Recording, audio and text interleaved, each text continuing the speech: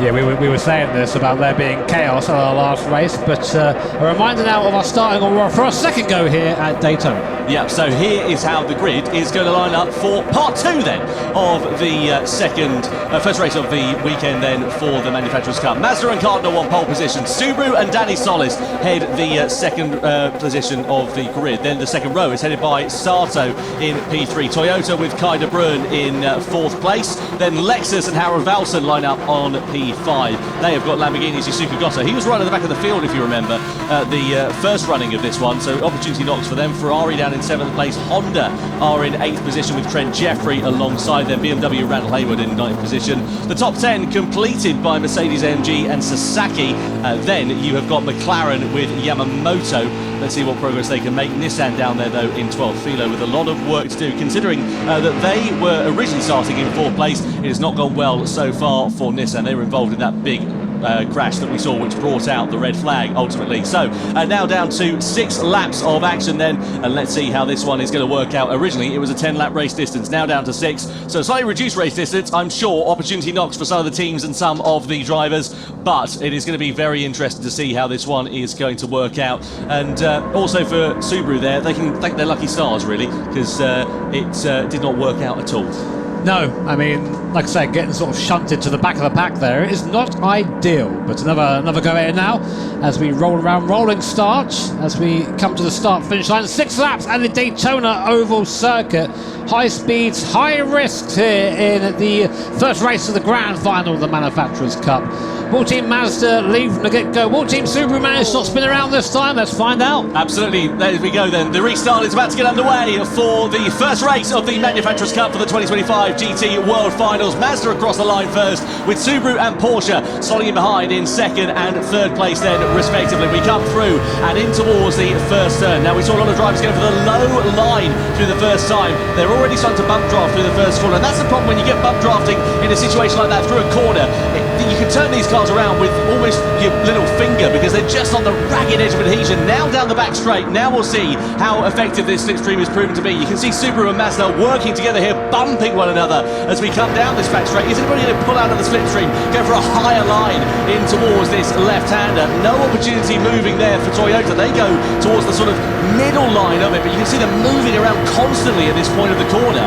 Yeah, it's hard to look, and this is where the drivers can very easily tense up and just make those little mistakes. But it's very, very important to try and stay in your line and keep things consistent. The moment you sort of duck out, you have to hope someone goes with you, otherwise you're left there. And there goes Team Ferrari using the side draft.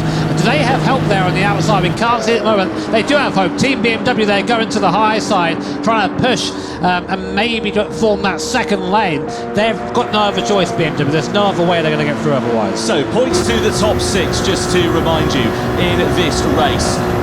And in terms of the points as well, you get 6 points for the victory, all the way down to 1 point for 6th position. Now Ferrari, they go for that higher line on the outside. They've got Lamborghini on the low side then here as we come down this back straight over the timing line. And let's see how it's going to work out then. So we begin lap 3. Mazda it is that leads. Subaru are in 2nd place. Then you've got Porsche in 3rd position, followed by Toyota, followed by Lexus.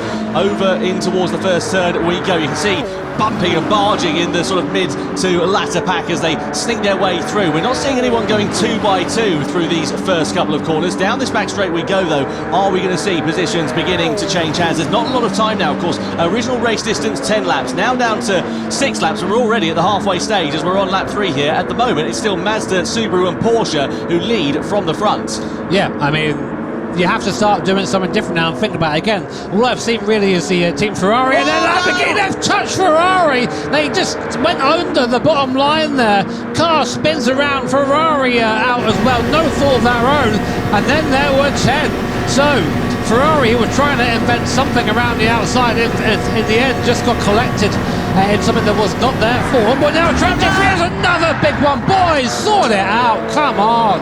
Not good at all there for Trent Jeffrey. He's going to be bitterly disappointed for that, as will the entire Honda team. We're 2 by 2 in the background. Now we're starting to see the action taking place. But is it enough for Mazda and Subaru? Have they broken away into a lead? Not really, because it closes up at the end of the back straight. So we come through in towards the final turn on this Daytona Oval. Now we're going to start to see Subaru beginning to pull some punches. The problem with that Subaru is it's very quick in technical corners, on technical circuits. In a straight line, not necessarily so. So they have to sit in the slipstream here at this point and hope for a bump drop there for Porsche. Across the line we go, penultimate lap now begins. It's still Mazda that leads, Subaru in second, Porsche in third, points down to 6th once again. Just to remind you, at the moment it's Nissan who'll be the final point scorers. Is anyone going to take a risk here? I mean, we've seen what's happened to Ferrari, Lamborghini and Honda. You take a risk, you get shunted. So, I mean, there's nothing you can do. They're all one a turn right now. Mazda in the fortuitous position of leading that pack, but you have to think you're all just waiting. It doesn't matter where you are here, it matters where you are crossing the line and in the next lap. Right now, Mazda will be the victors, but I've got a feeling it's going to get a little bit more spicy before we get into this race. Yeah, you get the sense that this is going to start to bubble up. What a disappointment, though, for Lamborghini and for Ferrari, especially for Ferrari, that brand new 296 car that they are competing with here this weekend. Let's hope that their second and third races, respectively, go quite well. We begin at the final lap of action, though, at the Daytona Tri-Oval. So, Mazda from Subaru, from Porsche, as we come down in towards the first turn for the final time.